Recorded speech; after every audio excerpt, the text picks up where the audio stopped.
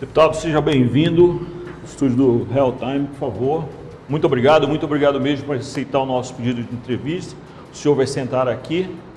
Sua câmera, quando quiser falar diretamente com o nosso internauta, é a 3, pode sentar. Obrigado, boa tarde. Vamos à vinheta.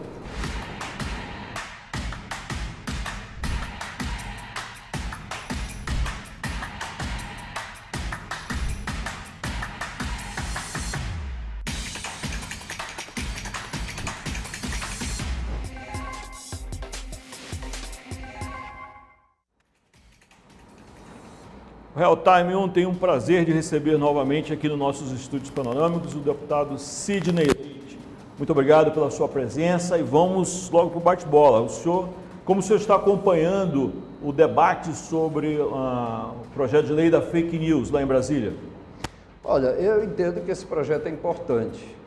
O que é interessante é que os mesmos que são contra a aprovação e a manifestação do Congresso no sentido de regular as plataformas de mídia social, principalmente, são o mesmo que criticam o ativismo do Judiciário. Eu entendo que o Judiciário atua pela ausência e omissão do Parlamento, do Congresso Nacional. E parece que é isso que vai acontecer, né? Se nós não votarmos uma lei, com certeza vai continuar havendo ativismo judicial. Eu entendo que o Judiciário, neste caso, não está errado. Por quê? Porque a grande maioria das pessoas utiliza as plataformas sem comprometer nada. Porque, veja bem o seguinte, Gerson, o meu direito vai até onde inicia o seu. E a recíproca é verdadeira. O meu direito não pode se sobrepor ao seu. Isso é uma questão. Segundo, e no mundo virtual tem que ser assim também, né? Em todo lugar.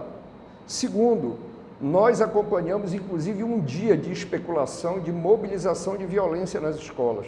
Quem é a favor disso? Dia 20 de abril. Terceiro, certo? As plataformas não têm esse tipo de preocupação porque elas estão preocupadas com dinheiro. E a maioria do que movimenta as fake news, seja no segmento da saúde, na economia, na política, é atividade financiada, certo? Então não dá para aceitar isso como normal. Não se pode, quem quer que seja, destruir a imagem de uma empresa, de um produto, de uma pessoa, certo? A troco do ódio. Nós vimos as regras duras que o Tribunal Superior Eleitoral implementou e atuou nas últimas eleições. Isso não está correto. Por que não regulamentar? Certo? Aí fica dizendo lei da mordaça.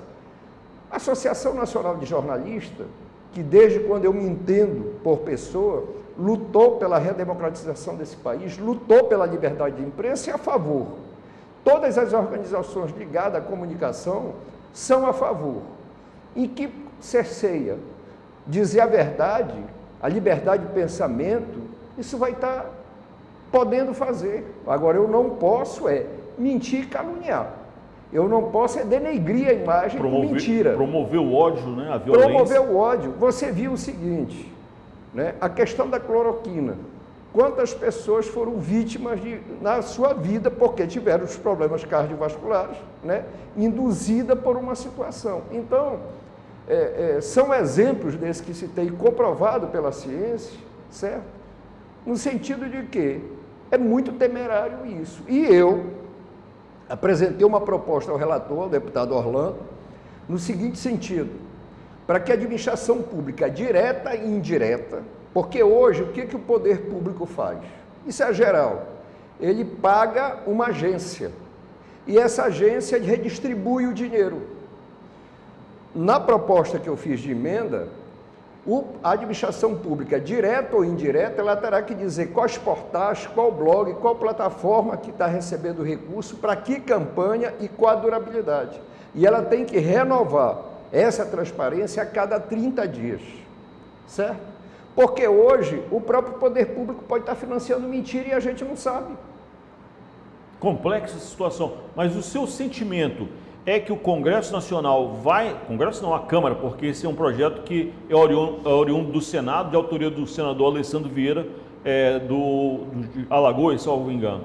E aí eu lhe pergunto, o seu sentimento é de que os deputados vão encarar isso de frente? ou vão realmente temer a reação das Big Techs, as empresas que operam nas redes sociais? Tem algumas questões, como por exemplo, eu não concordo que se tenha uma estrutura e quem fique no poder de regulador seja o poder público. Eu não concordo, o executivo.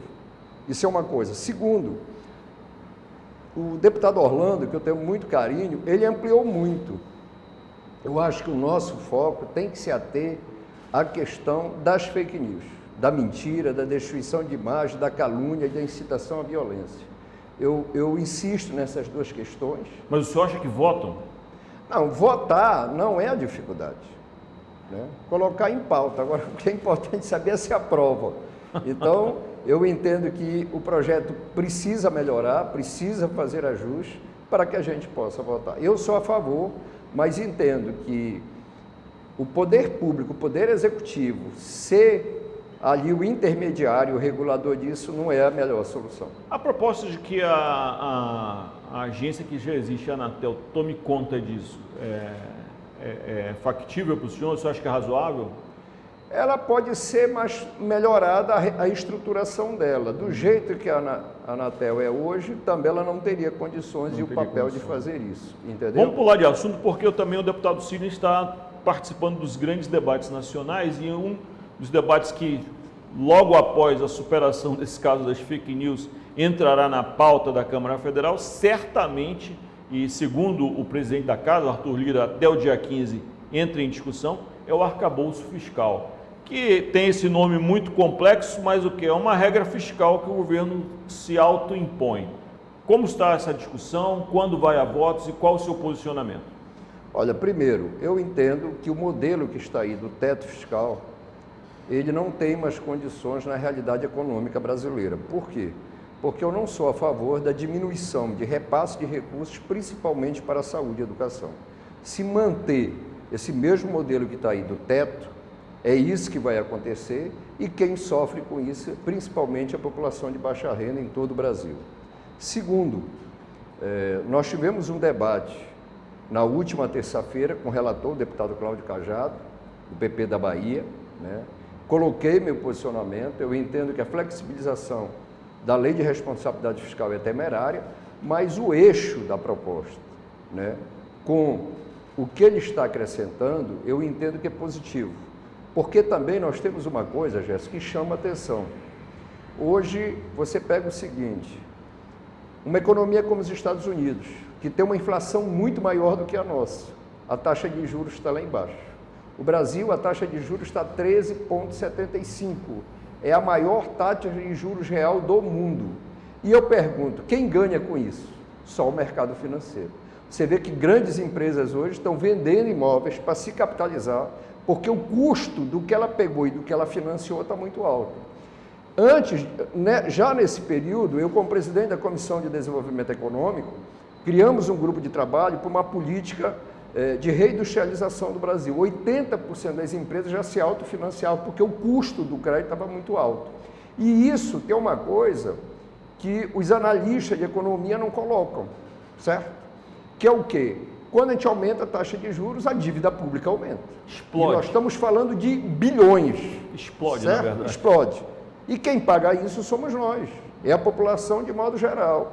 Então, essa questão do arcabouço, que era para ser discutido em agosto, o governo, através do ministro Fernando Haddad, antecipou, né? E como muito bem você colocou, há um compromisso do deputado Arthur Lira de que nessa próxima semana a gente vote. A expectativa é que na terça-feira o relator Cláudio Cajado apresente esse relatório, né? Nós ficamos, inclusive, da bancada do meu partido, de ter uma outra conversa com ele. Essa conversa que eu participei foi pela Frente Parlamentar do Empreendedorismo, eu sou coordenador político da Câmara dessa frente, né? Mas tivemos um bom debate com deputados e senadores de diversos partidos, certo? Agora, é lógico, tem aqueles que são mais radicais, né?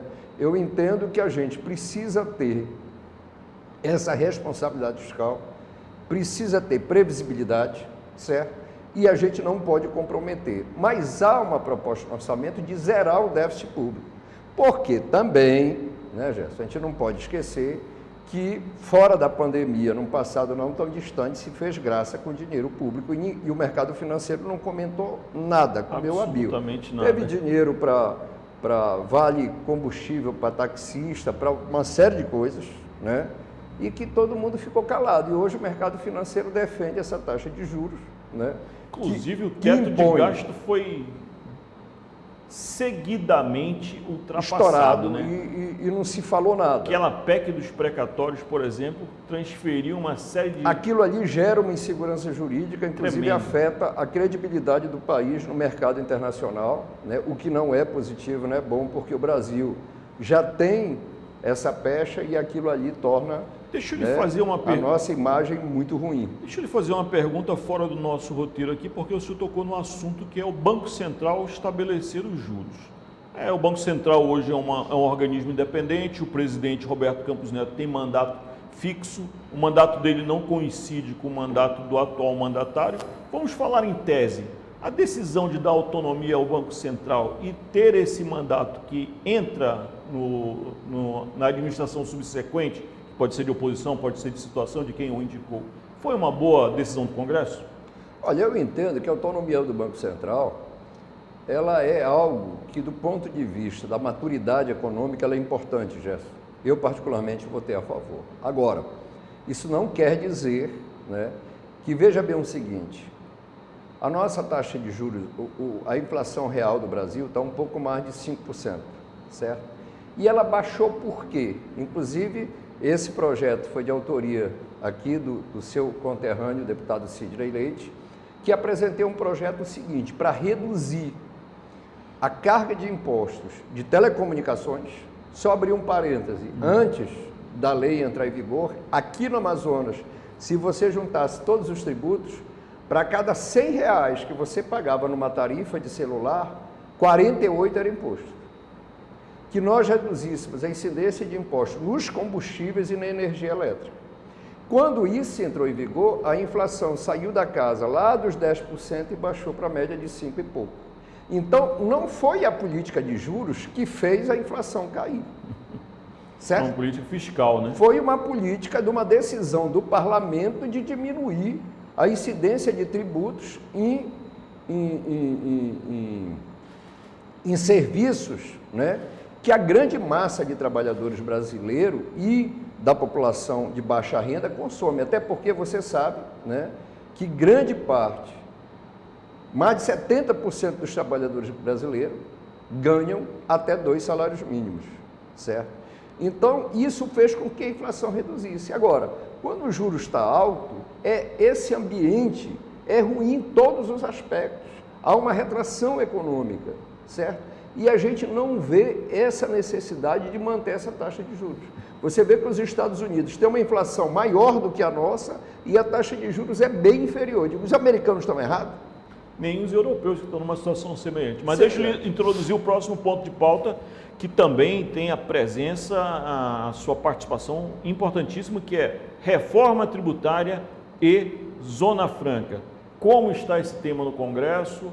Tivemos agora o Banco Mundial fazendo um ataque praticamente gratuito, usando dados incorretos sobre a Zona Franca de Manaus. Como é que está o avanço da reforma tributária e o contexto da Zona Franca nela? Primeiro, eu queria aqui fazer um reparo. Quando foi divulgado esse material do Banco Mundial, eu ontem tive uma agenda muito extensa, né? Por sinal, eu cheguei em casa de madrugada, que eu ainda fui cumprimentar um amigo que estava aniversariando, saí da Câmara muito tarde. Mas quando eu cheguei no gabinete, por volta de 8, 9 horas da noite, uma representante do Banco Mundial entrou em contato comigo. Ela está, inclusive, na Coreia do Sul. E dizendo o seguinte, Cláudia é o nome dela, pedindo desculpa pela má interpretação de um meio de comunicação que deturpou a informação. Inclusive, o Banco Mundial está mandando um release e vai expedir uma nota em relação a isso. No dia de hoje, o jornal Folha de São Paulo traz uma matéria em que tem uma foto, inclusive, que creio que é da Motor Honda, mas que cita exemplos de incentivo fiscal, não fala das questões da Zona Franca. Mas eu quero, antes de entrar na reforma tributária, Gerson, dizer o seguinte. Primeiro, Eu entendo que a fala do Banco Mundial ela é importante para que a gente possa também ter um choque de realidade. Porque nós temos um problema sério hoje, que é uma questão de governança. Porque senão, veja bem o seguinte, esse polo faturou, ano passado, 174 bilhões de reais. Não é milhões, é bilhões, com B de bola. E pagou muito imposto. Certo? E recolheu muito imposto. Nos últimos 4 anos, o governo do Estado, fruto desse modelo, recebeu em torno de 100 bilhões de reais. 100 bi nos 4 anos.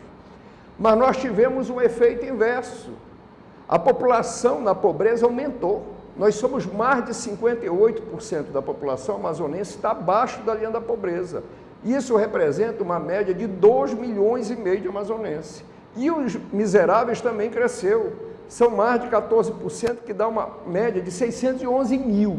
Então, nós temos problema de governança? Temos. Inclusive, o relatório do TCU sobre a Sulframa indica isso. Segundo, nós temos uma situação que não foi pensada. Quando lá atrás o Juscelino pensou na Zona Franca. Isso foi algo que este modelo deu tão certo que manteve a preservação do maior estado brasileiro, que é o estado do Amazonas, que tem em torno de 1,5 milhão de quilômetros quadrados. Terceiro, se você pegar o histórico do modelo, e aqui eu quero repor aqui uma coisa que você tem que reconhecer, independente das divergências políticas, quando o amazoniano governador, ele lutou muito para trazer empresas para cá. Você lembra disso? Sim, sim. Depois da mesma feita o então governador, senador Eduardo Braga. Depois da mesma feita o senador Omar. E depois nós não vimos mais isso. Então, o que acontece hoje? 90% do faturamento e da robustez do polo industrial da Zona Franca de Manaus está concentrado em 70 empresas das 640. Certo? Segundo, nós tivemos uma diminuição da ocupação de trabalho. E nós tivemos, inversamente inferior, uma redução no que o polo produz. Ah, mas por que o faturamento cresceu? Um dos fatores é o câmbio, certo? Câmbio alto.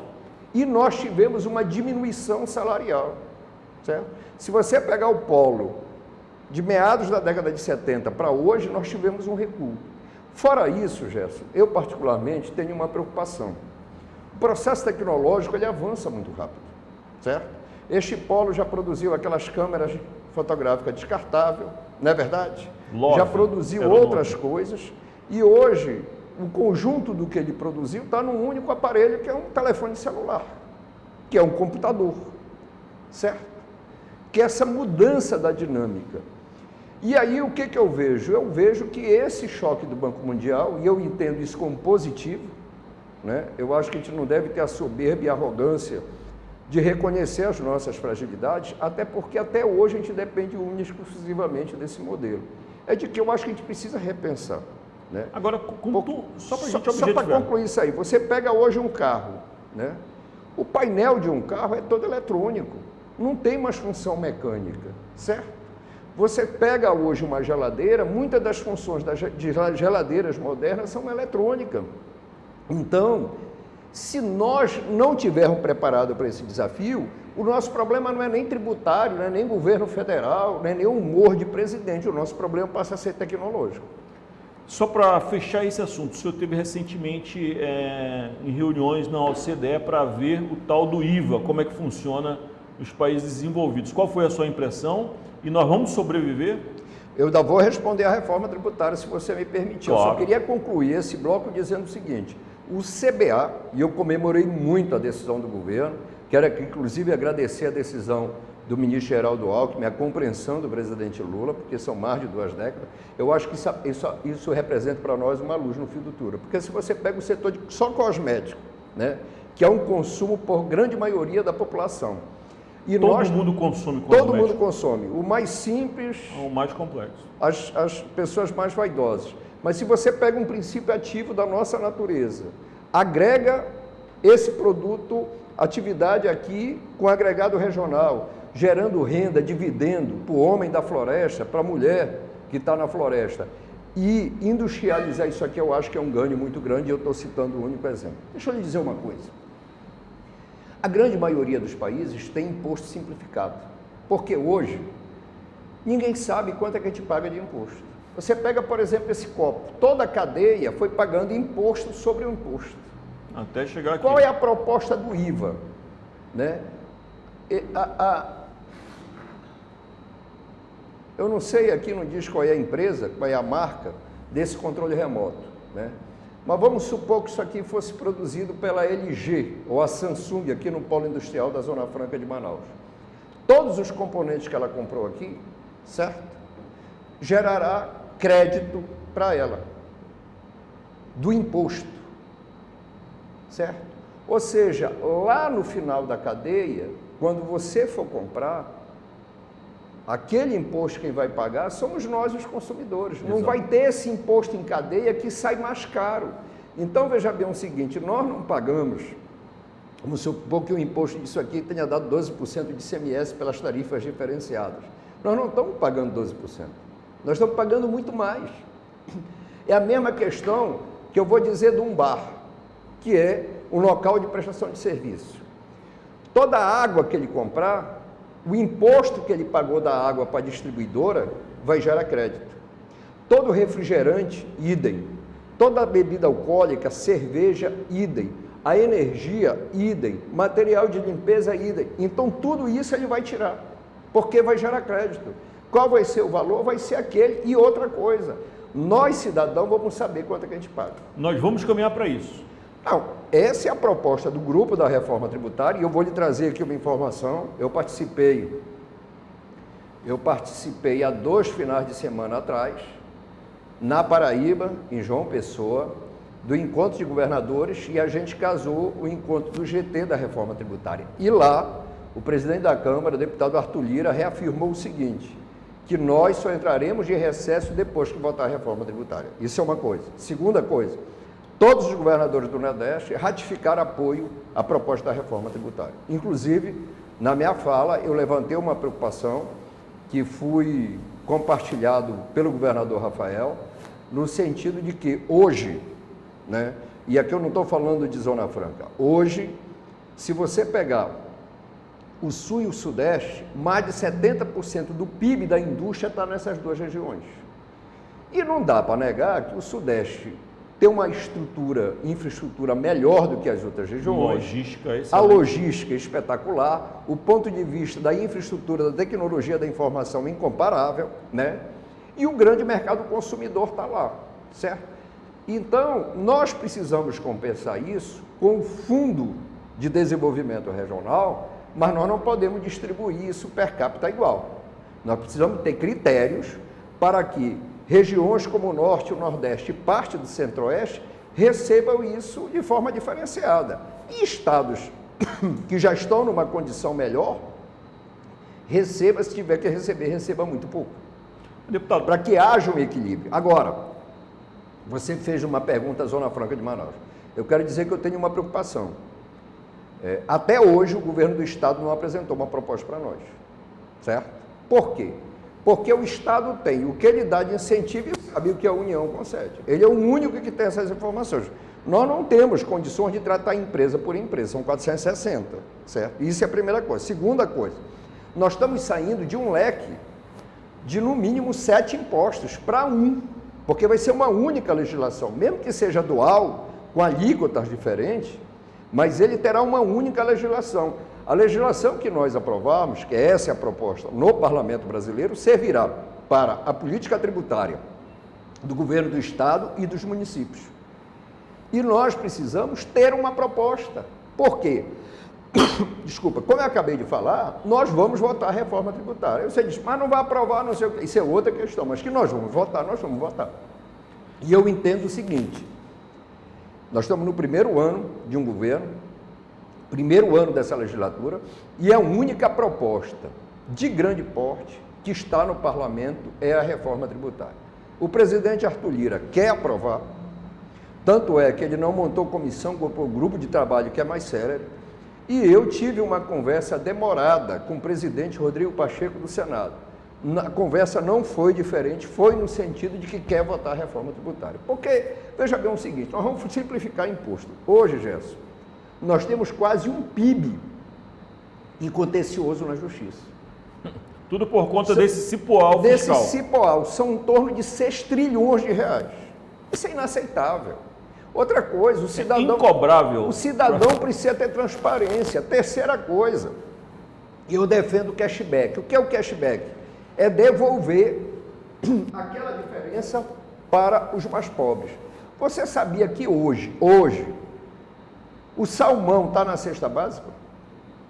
Você tem até um projeto para tirar, né? Para tirar o camarão, a lagosta, o presunto de Parma, queijo suíço, isso não dá, isso é uma vergonha.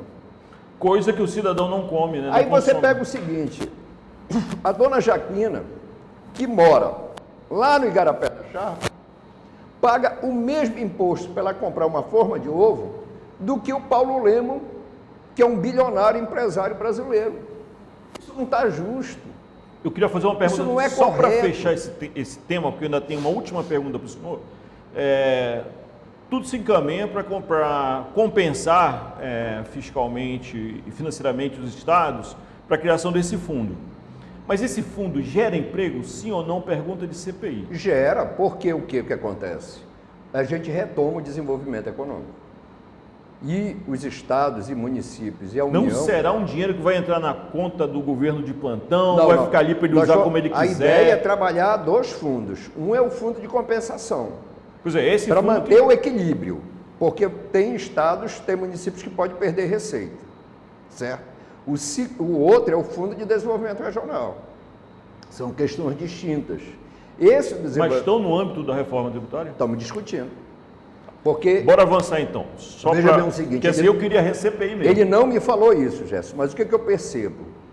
O deputado Aguinaldo foi o relator da PEC 45. Quando tentaram fazer vamos dizer assim, uma simplificação bem bolada. Não, tentaram fazer ali desenhar uma figura estranha, porque nós não temos comissão conjunta do Senado e Câmara para PEC. E juntaram a 45 e a 110. Ele foi o relator. Eu era vice-presidente da PEC 45. Então, veja bem uma coisa.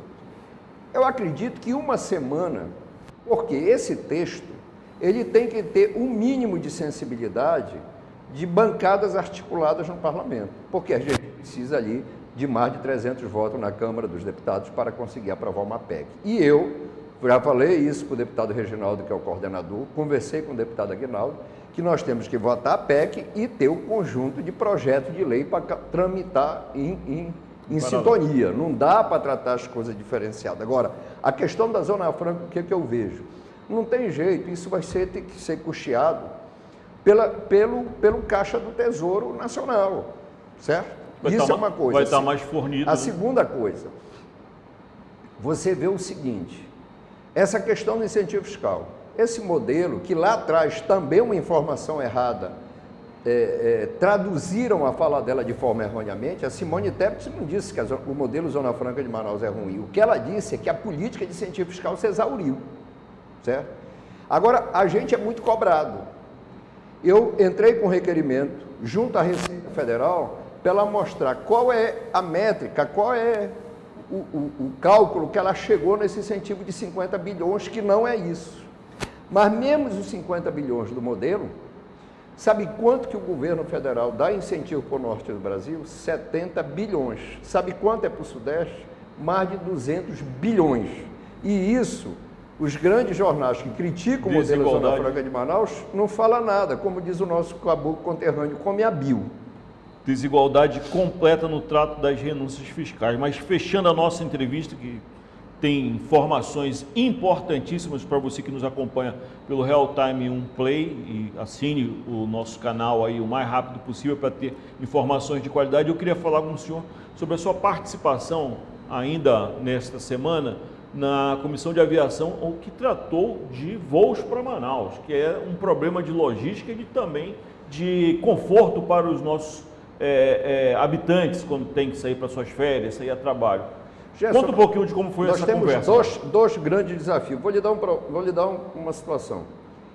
O cidadão que mora em Boca do Acre, para vir para Manaus, ele tem que sair. Pega a estrada, vai para Rio Branco, de Rio Branco ele pega um voo que só tem de madrugada, vai para Brasília, aí ele espera em Brasília para vir para Manaus, e para voltar e vice-versa. Isso é um absurdo. Segundo, Muitos municípios do estado do Amazonas não têm aeroportos. Terceiro, nós só temos 5 pistas balizadas com sinalização noturna no estado do Amazonas, que é Manaus, Tefé, Tabatinga, Parintins e São Gabriel da Cachoeira, que tem uma demanda muito em função do Exército. O que eu defendo? Primeiro, que a gente tenha aeroportos, que a gente possa ter uma pista maior e ter fluxo de aviação. Se você pegar e resolver o problema da pista de Maués, você pode inclusive fazer aquela região do Baixo Amazonas, começando Manaus, Parintins, indo até Santarém e retornando, fazendo o último pouso em Maués, voltando para Manaus, você tem viabilidade. Com pista em Carauari e Irunepé, você faz aquela calha do Juruá e ali a região do Acre, né? E ali você estrutura Lábrea e Boca do Acre. Quari já está em obra. Se a gente estruturar São Paulo de Olivença, você pode sair daqui e fazer Manaus, Quari, Tefé, São Paulo, Tabatinga e retornar ou no retorno. Ou seja, a gente passa a tirar a população do interior do isolamento.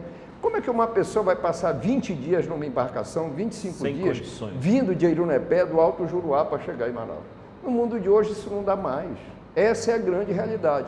E se nós tivermos aeronave maior, nós diminuímos o preço da passagem. Segundo, é inaceitável que a gente pague mais caro o preço para sair daqui, por exemplo, para ir para Brasília, do que tu sair do Brasil para ir para a Europa. Uma pessoa me deu um depoimento em Tabatinga, ele é funcionário público federal. Deputado, eu saio daqui, atravesso a rua, vou para Letícia, pego um avião, vou para Bogotá, de Bogotá vou para Miami. A passagem sai mais barata do que eu pegar um voo da Azul, Tabatinga, Manaus. E nós já votamos inúmeros projetos. E nós temos um cartel. O Brasil é o único país do mundo com dimensões continentais, só tem 3 empresas operando. Certo? Só tem 3 empresas operando. E a ANAC come a BIO. E essas 3 empresas trabalham para inviabilizar a aviação regional. Né? A aviação como um todo, não só a regional. Então, isso é inaceitável. É um grande lobby. O preço da passagem está nas alturas. Nada efetivamente justifica isso. A terceira coisa, eu estou defendendo para a aviação regional, mas em especial para a Amazônia, que a gente utilize o fundo das concessões, certo? Para subsidiar 50% do combustível. E com isso diminuir o custo das horas de voo na aviação regional, mas em especial para a Amazônia, que essa é uma luta nossa e uma preocupação nossa. Por quê? Porque é um instrumento importante de mobilidade e de deslocamento, né? Eu entendo que nós, por morarmos na Amazônia, precisamos disso e ter a infraestrutura. E, por último, nós temos municípios como Maraã, como Arini, como Jutaí, como Pauini, como Nova Olinda, certo? Que são municípios, entre outros, como Canutama, né? Tapauá precisa ser melhorada, que não tem pista de pouso, né? Então, essa é uma briga nossa, para que a gente comece a resolver essa questão, porque muitas vezes precisa fazer a remoção de um paciente em caso de urgência, banco de sangue, e essas pessoas não têm como serem transferidas desses municípios. Eu estou citando aqui um caso extremo, mas nós temos outras situações que precisa ter pista de pouso para que a população possa ter essa oportunidade a esse modal. Deputado Sidney, muito obrigado mesmo pela sua entrevista. Tivemos informações valiosíssimas e temas que devem estar na sua cabeça, devem estar na agenda, porque a Amazônia é Brasil. Com certeza, eu agradeço a oportunidade. Tão logo eu dialogue com a equipe do Banco Mundial, me comprometo aqui a estar à disposição para que a gente possa fomentar esse debate. Eu entendo que a participação da população, e agradeço essa oportunidade ao Real Time de poder me dirigir sobre esses temas à população do meu estado. É isso aí. Se você gostou dessa entrevista, curta. Se gostou mais ainda, compartilhe, comente, deixe lá o seu like e não esqueça de assinar o nosso canal Real Time Play 1 no YouTube. E até uma próxima oportunidade.